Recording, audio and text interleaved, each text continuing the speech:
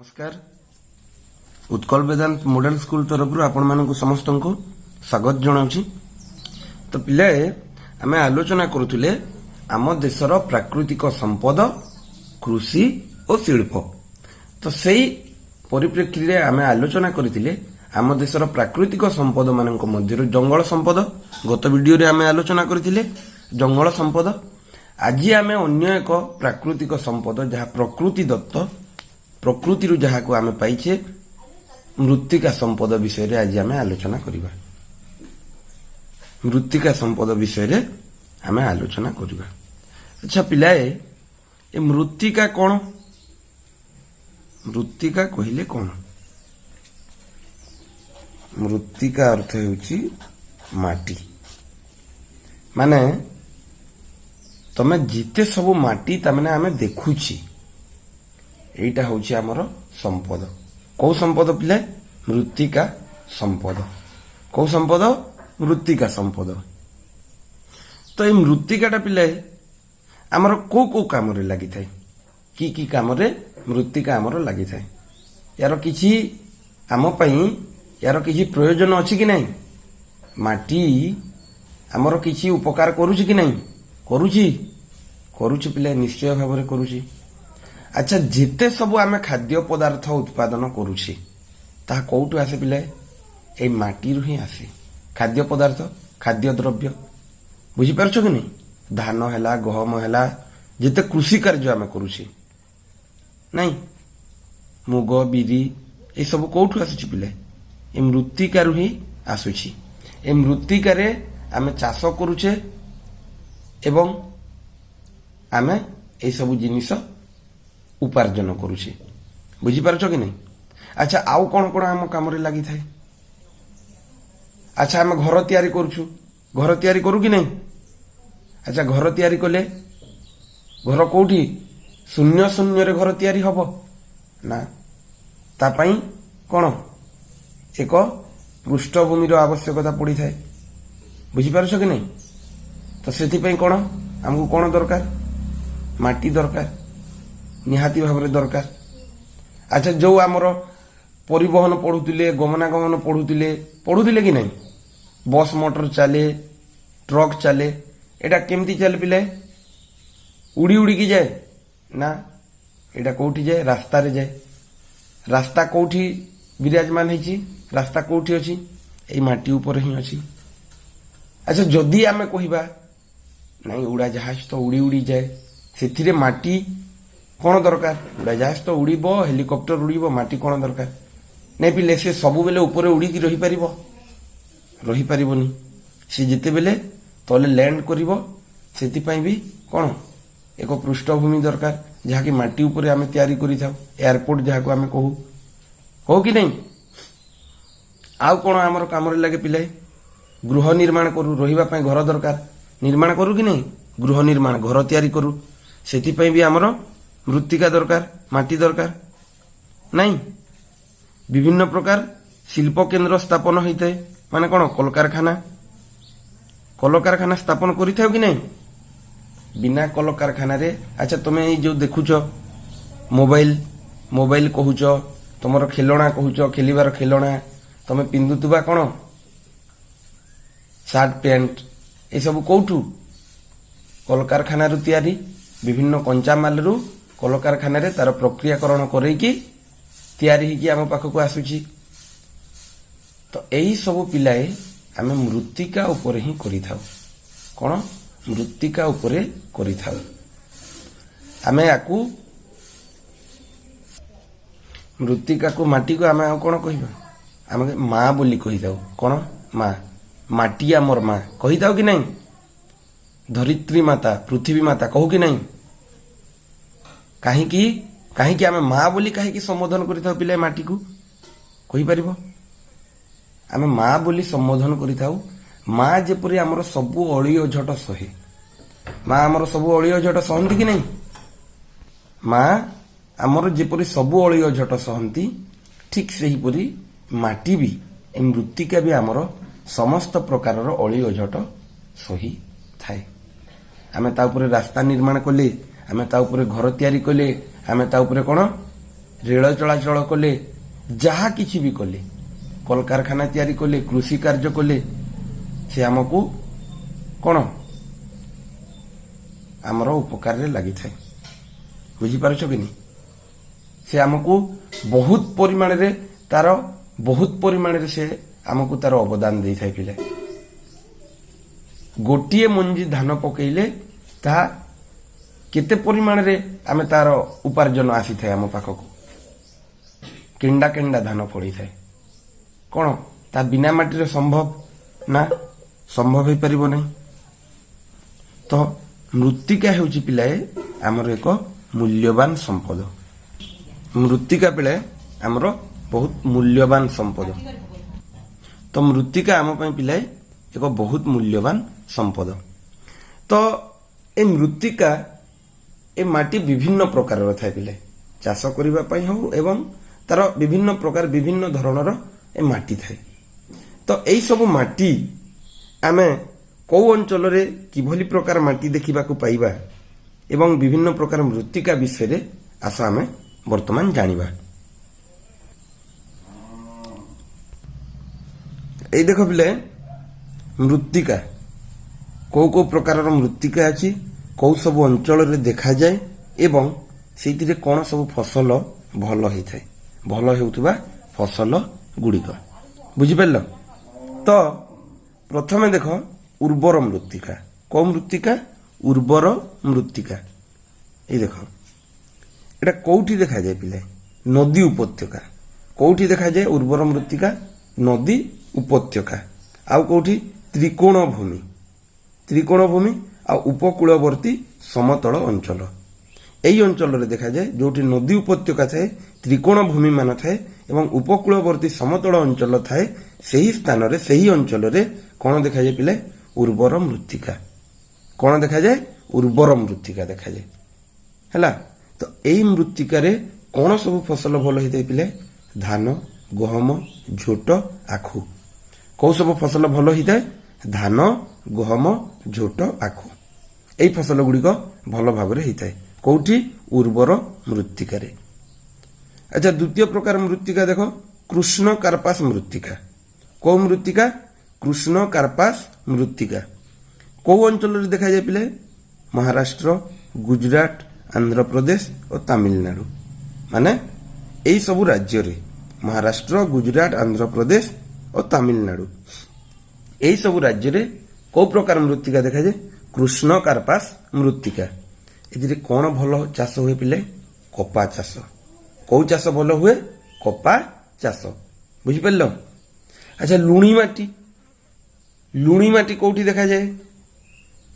ଲୁଣି ମାଟି ଦେଖାଯାଏ ପିଲେ ସମୁଦ୍ର ଉପକୂଳବର୍ତ୍ତୀ ଅଞ୍ଚଳରେ। ଆଚ୍ଛା, କାହିଁକି ଦେଖାଯାଏ ସମୁଦ୍ର ଉପକୂଳବର୍ତ୍ତୀ ଅଞ୍ଚଳରେ? କାରଣ ସମୁଦ୍ରର ଜଳ ଲୁଣିଆ ଥାଏ କି ନାହିଁ? ସମୁଦ୍ର ଜଳ, ତାର କିଛି ପ୍ରଭାବରେ ସେଠାରେ ଆମେ ଲୁଣି ମାଟି ଦେଖିବାକୁ ପାଇବା। ସେ ମାଟିକୁ କ'ଣ କହନ୍ତି? ଲୁଣି ମାଟି। ସେଠାରେ କ'ଣ ଭଲ ହୁଏ ପିଲେ? ଚାଷ। କୋଉ ଚାଷ ଭଲ ହୁଏ? ନଡ଼ିଆ ଚାଷ। କୋଉ ଚାଷ? ନଡ଼ିଆ ଚାଷ। ଆଚ୍ଛା, ଆମେ ଯଦି ପୁରୀ ଅଞ୍ଚଳକୁ ଯିବା, ପୁରୀ ଆମର କ'ଣ ସମୁଦ୍ର ଉପକୂଳବର୍ତ୍ତୀ ଅଞ୍ଚଳ। ଦେଖିବ ସେ ପଟେ ବହୁତ ବଢ଼ିଆ ନଡ଼ିଆ ଗଛ ଗୁଡ଼ାକ ବହୁତ ଅଛି। ଦେଖିଛ କି ନାହିଁ? ନଡ଼ିଆ ଚାଷ ବହୁତ ବଢ଼ିଆ ହୁଏ ସେଇପଟେ, ନାଇଁ? ଆଉ ଗୋଟେ ଅଛି ଲାଲ ମାଟି ଓ ହଳଦିଆ ମାଟି। କୋଉ ମାଟି? ଲାଲ ମାଟି ଓ ହଳଦିଆ ମାଟି। এইটা କୋଉ ଅଞ୍ଚଳରେ ଦେଖିବାକୁ ଆମେ ପାଇବା? ଦକ୍ଷିଣସ୍ଥ ମାଳଭୂମିର କେତେକ ଅଞ୍ଚଳ। ଦକ୍ଷିଣସ୍ଥ ମାଳଭୂମିର କେତେକ ଅଞ୍ଚଳରେ ଆମେ କ'ଣ ଦେଖିବାକୁ ପାଇବା ପିଲେ? ଲାଲ ମାଟି ଓ ହଳଦିଆ ମାଟି। ଏଇଥିରେ କ'ଣ ଚାଷ ଭଲ ହୁଏ ପିଲେ? ଜହ୍ନା, ଚିନାବାଦାମ। କ'ଣ? ଚିନାବାଦାମ। ଏଇ ଚାଷ ଭଲ ହେଇଥାଏ। କୋଉଠି? ଲାଲ ମାଟି ଓ ହଳଦିଆ ମାଟିରେ। ବୁଝିହେଲା?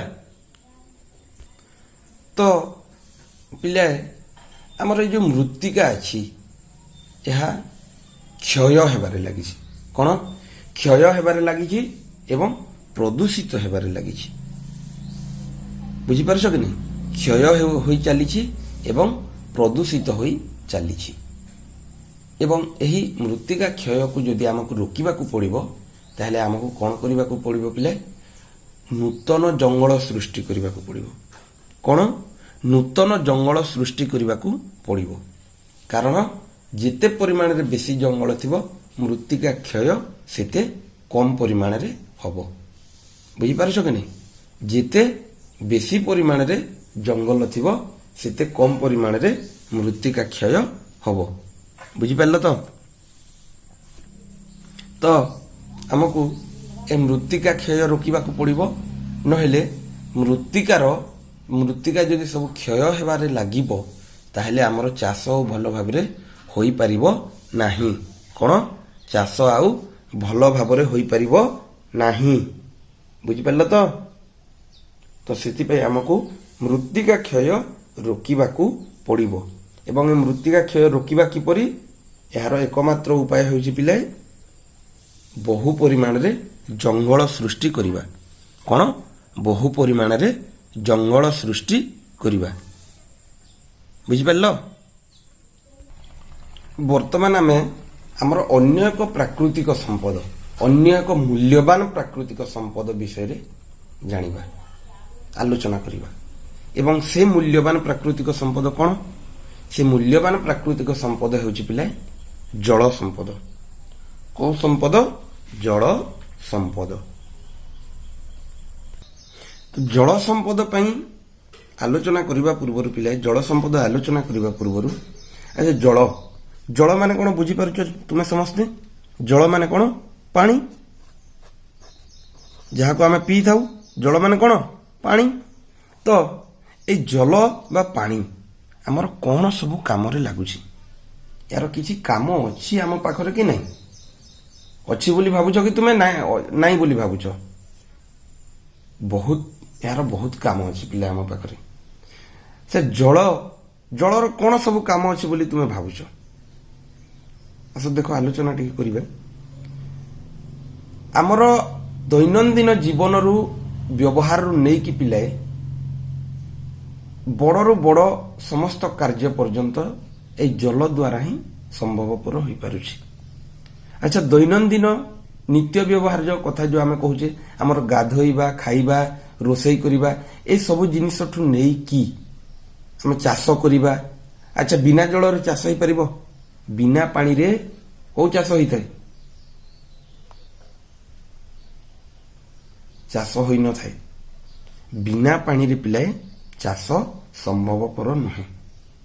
ତ ଏଇ ଯୋଉ ଜଳ କଥା ଆମେ କହୁଛେ, ଜଳ ଆମର ଅତ୍ୟନ୍ତ ମୂଲ୍ୟବାନ ସମ୍ପଦ, ଏକ ଅପରିହାର୍ଯ୍ୟ ସମ୍ପଦ, ଅତ୍ୟାବଶ୍ୟକୀୟ ସମ୍ପଦ ଆମ ପାଇଁ। ଉପର କ୍ଲାସକୁ ଯେତେବେଳେ ଯିବ ତମେ ସରନ୍ତି ସମ୍ପଦ, ଅସରନ୍ତି ସମ୍ପଦ, ଏସବୁ ସମ୍ପଦ ବିଷୟରେ ପଢିବାକୁ ଯେତେବେଳେ ପାଇବ ସେତେବେଳେ ଜଳ ସମ୍ପଦ ବିଷୟରେ ଆହୁରି କ'ଣ ବିଶଦ ଭାବରେ ଆଲୋଚନା କରାଯାଇଛି ତମେ ସେଠାରେ ଜାଣିବାକୁ ପାଇବ। ଏବେ ମଧ୍ୟ ଜାଣ, ଏବେ ବି କିଛି ଶିଖ ଯେ ଏହା ଆମର କ'ଣ ସବୁ କାମରେ ଲାଗୁଛି। ଘର କାମରୁ ନେଇକି କଳକାରଖାନା କାମ ପର୍ଯ୍ୟନ୍ତ ଯେତେ ସବୁ କ'ଣ କଳକାରଖାନା କାମ ହେଉଛି, ଯେତେ ସବୁ ଶିଳ୍ପ କେନ୍ଦ୍ରରେ କାମ ଚାଲିଛି, ବିନା ଜଳରେ ସମ୍ଭବପର ନୁହେଁ। ସେ ପ୍ରକ୍ରିୟାକରଣ କରିବା ପାଇଁ କ'ଣ ଆମକୁ ଜଳ ନିହାତି ଦରକାର। ଜଳ ଆମର ନିହାତି ମୂଲ୍ୟବାନ ସମ୍ପଦ। ଆମେ କ'ଣ ଗାଧୋଇବା, ଖାଇବା, ରୋଷେଇ କରିବା, ଏଇଠୁ ନେଇକି ଚାଷ କରିବାରୁ ନେଇକି ବିଭିନ୍ନ ବଡ଼ ବଡ଼ ଶିଳ୍ପ କାରଖାନା ପର୍ଯ୍ୟନ୍ତ ସବୁ କିଛି ଆମ ଜଳରେ ହିଁ ଚାଲୁଛି। ଜଳର ବହୁ ପରିମାଣରେ ଯୋଗଦାନ ଅଛି କି ନାହିଁ? ତ ଆମ ଦେଶରେ କେତେ ବଡ଼ ବଡ଼ ନଦୀ ଗୁଡ଼ିକ ଅଛି ପିଲେ। କ'ଣ ସବୁ ନଦୀ ଗୁଡ଼ିକ ଅଛି ବଡ଼ ବଡ଼? ଦେଖ, ମହାନଦୀ, ଋଷିକୁଲ୍ୟା, ବୈତରଣୀ, ସୁବର୍ଣ୍ଣରେଖା, ଗଙ୍ଗା, ଯମୁନା, ବ୍ରହ୍ମପୁତ୍ର, ଗୋଦାବରୀ, କୃଷ୍ଣା, କାବେରୀ ଇତ୍ୟାଦି ଇତ୍ୟାଦି।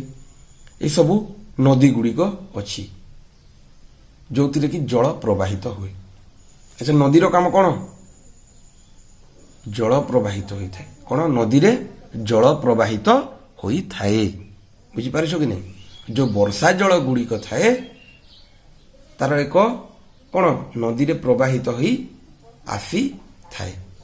ବୁଝିପାରୁଛ କି ନାହିଁ? ଏବଂ ଏ ବର୍ଷା ଜଳ ଆମର କୃଷି କ୍ଷେତ୍ରରେ ଲାଗିଥାଏ। ତ ବର୍ଷା ଜଳକୁ ସଞ୍ଚୟ କରି ରଖିବାକୁ ବିଭିନ୍ନ ପ୍ରକାର କ'ଣ ଡ୍ୟାମ ବ୍ୟାରେଜ ନିର୍ମାଣ ଚାଲିଛି ଏବଂ ଅଛି ମଧ୍ୟ। କାହିଁକି ବର୍ଷା ଜଳକୁ ଜଳ ସଂରକ୍ଷଣ କରି ରଖିବା ପାଇଁ, এই ଜଳକୁ ସଂରକ୍ଷଣ କରି ରଖିବା ପାଇଁ କ'ଣ ଡ୍ୟାମ ସେତୁ ଗୁଡ଼ିକ ଯାହାକୁ ଆମେ କହୁଛୁ ଡ୍ୟାମ ବ୍ୟାରେଜ ଆନିକଟ এই ସବୁ ଗୁଡ଼ିକ କ'ଣ ଚାଲିଛି ନିର୍ମାଣ ଚାଲିଛି ଏବଂ ଆମ ଦେଶରେ ଅଛି ମଧ୍ୟ। ଏବଂ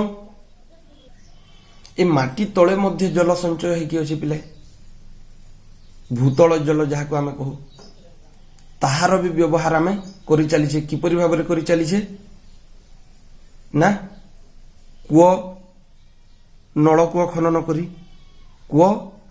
ଖନନ କରି ମାଟି ତଳେ ଥିବା ଜଳକୁ ମଧ୍ୟ ଆମେ କ'ଣ କାଢିକି ଆମ ବ୍ୟବହାରରେ ଲଗାଉଛେ କି ନାହିଁ। ବର୍ଷା ଜଳକୁ ସଂରକ୍ଷଣ କରି ଆମେ ତାହାର ବ୍ୟବହାର କରୁଛେ ଏବଂ ମାଟି ତଳେ ଯେଉଁ ସଞ୍ଚୟ ହେଇକି ଜଳ ଅଛି, ଯେଉଁ ସଂରକ୍ଷିତ ହେଇକି ଜଳ ଅଛି ତାହାକୁ କୂଅ ଓ ନଳକୂଅ ସାହାଯ୍ୟରେ ଆମେ କାଢିକି କ'ଣ ଉପଯୋଗ କରୁଛେ, ଆମ ବ୍ୟବହାରରେ ଲଗାଉଛେ କି ନାହିଁ। ଏବଂ ଦେଖିବାକୁ ଯଦି ଆମେ ଯିବା ତ ବର୍ତ୍ତମାନ ଜଳସ୍ତର ଗୁଡ଼ିକ କମିବାରେ ମଧ୍ୟ ଲାଗିଛି। ଖରା ଦିନେ ଏ କୂଅ ନଳକୂଅର ଜଳ ଗୁଡ଼ିକ ଶୁଖି ଯାଉଛି କି ନାହିଁ। ତ ଆମକୁ ପିଲାଏ এই ଜଳ ସମ୍ପଦର ଅପବ୍ୟବହାର କରିବାକୁ ବନ୍ଦ କରିବାକୁ ପଡ଼ିବ। ଜଳ ସମ୍ପଦର ଅପବ୍ୟବହାର କ'ଣ ବନ୍ଦ କରିବାକୁ ପଡ଼ିବ। ଜଳ ସମ୍ପଦର ଅପବ୍ୟବହାର ଆମେ କରିବା ନାହିଁ। ବୁଝିପାରୁଛ କି ନାହିଁ। ଜଳ ସମ୍ପଦର ଅପବ୍ୟବହାର ଆମେ କରିବା ନାହିଁ। ଆମେ କ'ଣ କରିବା ଯଥା ସମ୍ଭବ ଜଳକୁ ସଂରକ୍ଷଣ କରି ରଖିବା। ଜଳ ପ୍ରଦୂଷିତ ହେବାରେ ଲାଗିଛି। ଜଳ କିଭଳି ପ୍ରଦୂଷିତ ହେବାରେ ଲାଗିଛି ପିଲା, এই ଯେଉଁ ସବୁ କଳକାରଖାନାର କ'ଣ ମଇଳା ଗୁଡ଼ିକ ଅଛି, ଯାହା ସବୁ କଳକାରଖାନାରୁ ନିର୍ଗତ ହୋଇଥାଏ ମଇଳା ଗୁଡ଼ିକ, ତାହା ସବୁ ଯାଇକି କ'ଣ ଡ୍ରେନ୍ ମାଧ୍ୟମରେ ତାହା ସବୁ ଯାଇକି ପିଲାଏ ଆମ ବଡ଼ ବଡ଼ ନଦୀମାନଙ୍କରେ ପଡ଼ିଥାଏ ଏବଂ ସେଥିପାଇଁ ଆମର ନଦୀ ଜଳ କ'ଣ ଦୂଷିତ ହୋଇଥାଏ ନାହିଁ। ଏବଂ ନଦୀ ଜଳ ବହୁ ପରିମାଣରେ ଦୂଷିତ ହେବାରେ ଲାଗିଛି ପିଲା। এই ଯେଉଁ ଶିଳ୍ପ କାରଖାନା ଆମେ ଦେଖୁଛେ ସେଠୁ ନିର୍ଗତ ହେଉଥିବା ସବୁ ମଇଳା ପାଣି ତାହା ଯାଇକି କୋଉଠୁ ପଡ଼ିଥାଏ ପିଲା, ନଦୀରେ ପଡ଼ିଥାଏ।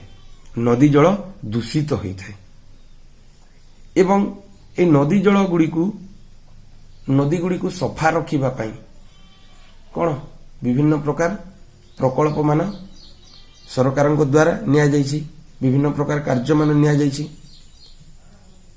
ଆମ ଦେଶର ଏକ ଐତିହାସିକ ନଦୀ, ପୁରାଣ କାଳର ନଦୀ କ'ଣ ଗଙ୍ଗା ନଦୀ ବହୁତ ଦୂଷିତ ହେଇଛି ପିଲେ, ବହୁ ପରିମାଣରେ ଦୂଷିତ ହେଇଛି। ଗଙ୍ଗା ନଦୀ ବହୁ ପରିମାଣରେ ଦୂଷିତ ହେଇଛି। କେନ୍ଦ୍ର ସରକାର ଗଙ୍ଗା ନଦୀକୁ ସଫା କରିବା ପାଇଁ ଗୋଟିଏ ପ୍ରକଳ୍ପ ଆରମ୍ଭ କରିଥିଲେ। କ'ଣ ଜାଣିଛ? ନମାମି ଗଙ୍ଗେ ନାମକ ଏକ ପ୍ରକଳ୍ପ ଆରମ୍ଭ କରିଥିଲେ। କ'ଣ ନମାମି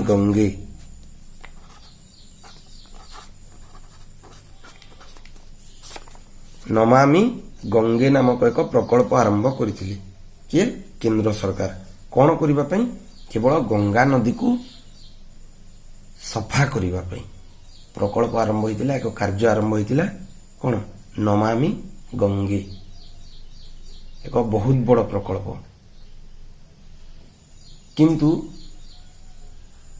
ସେଥିରେ କିଛି ପରିମାଣରେ ଗଙ୍ଗା ନଦୀର ଜଳ ସଫା ହେଇଥିଲା, ଶୁଦ୍ଧ ହେଇଥିଲା,